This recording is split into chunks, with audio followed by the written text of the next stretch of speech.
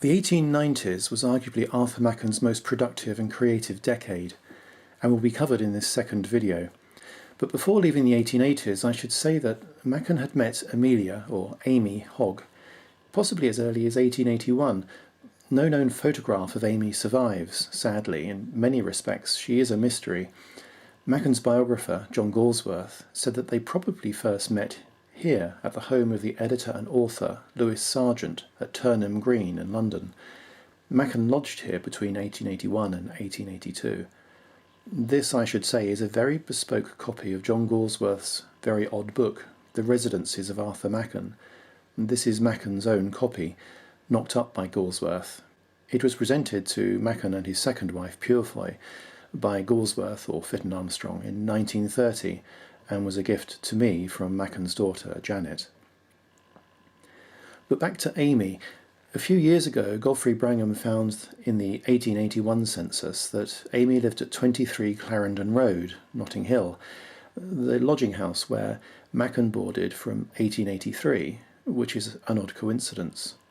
At this time she was 36 years old, 18 years older than Machen, and she was a fascinating character in her own right, liberated and bohemian. Amy introduced Machen to her friend A.E. Waite, who was to become a lifelong friend of Machen's. In 1887, the year that Machen and Waite were introduced, Waite presented Amy Hogg with a copy of this, his third book, Israfel. Machen and Amy were married in the summer of that year. The book is a wonderful record of the friendship between all three, and one of the very few tangible reminders of Amy. Machen subsequently affixed a copy of his bookplate in the volume. The bookplate is probably one of only about 10 that have been recorded by collectors.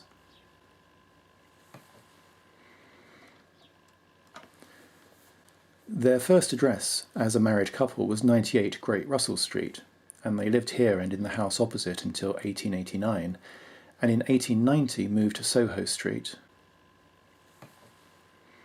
Guildford Street, and then to North End House, Turville in Buckinghamshire.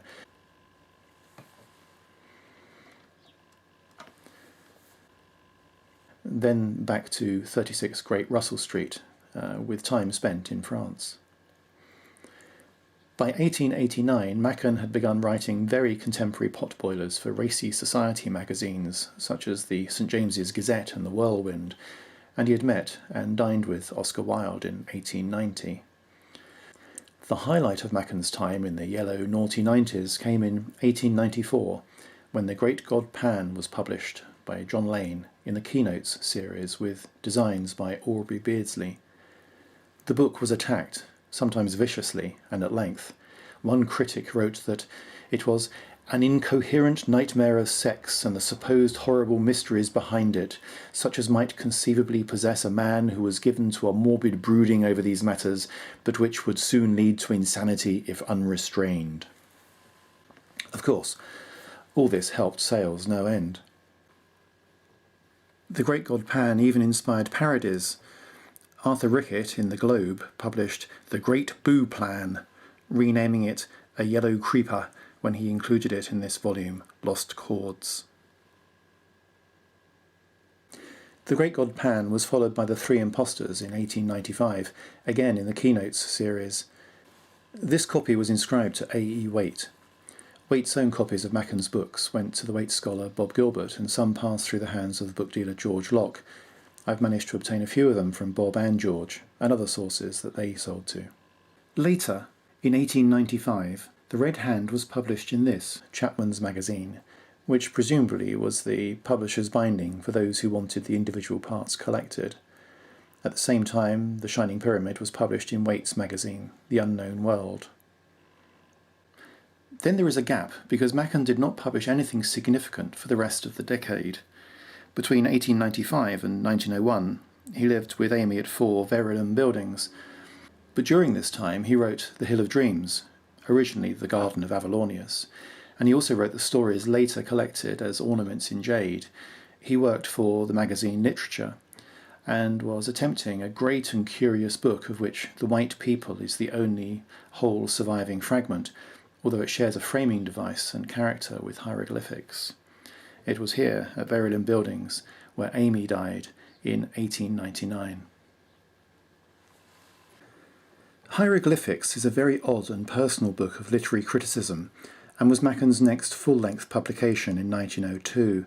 This copy belonged to Machen's second wife, Purefoy.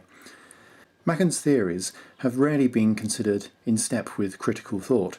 He argues that ecstasy is what qualifies writing to be considered great literature, but it has periodically been taken seriously and was recently discussed in the Times Literary Supplement. The next book in Machen's bibliography, The House of the Hidden Light, was never actually published in 1904, which is frustrating for the collector. This is the 2003 first hardback edition. It was a series of letters between Machen and A. E. Waite written in pseudo-magical terms. 3 copies were originally printed but not bound, of which only 2 copies and a proof set were known to the bibliographers. Our edition was based on a photocopy in Newport Reference Library, which had annotations in the hand of Aleister Crowley.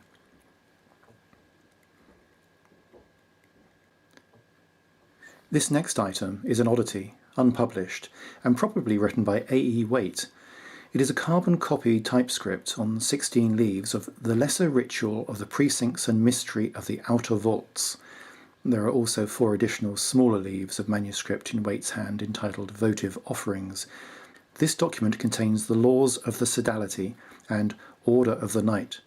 They were written for Machen and Waite's The Sodality of the Shadows, and the language makes references to the desirability of drinking and extolling the virtues of intoxication, leading Bob Gilbert to conclude that the Sodality of the Shadows was less a magical order than a convivial drinking club for Machen's literary friends of both sexes.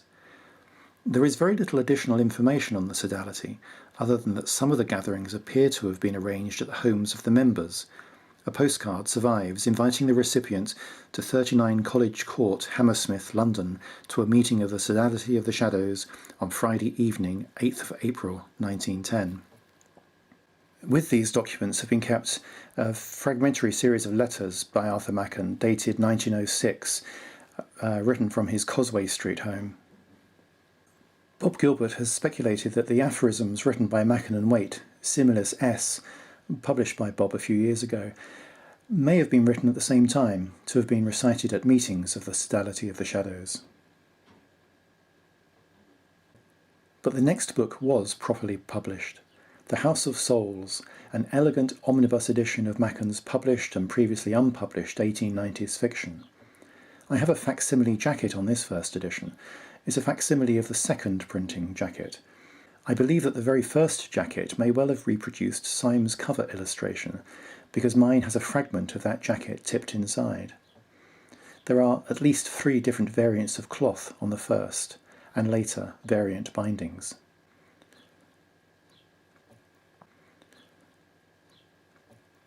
It also contains a frontispiece by Syme.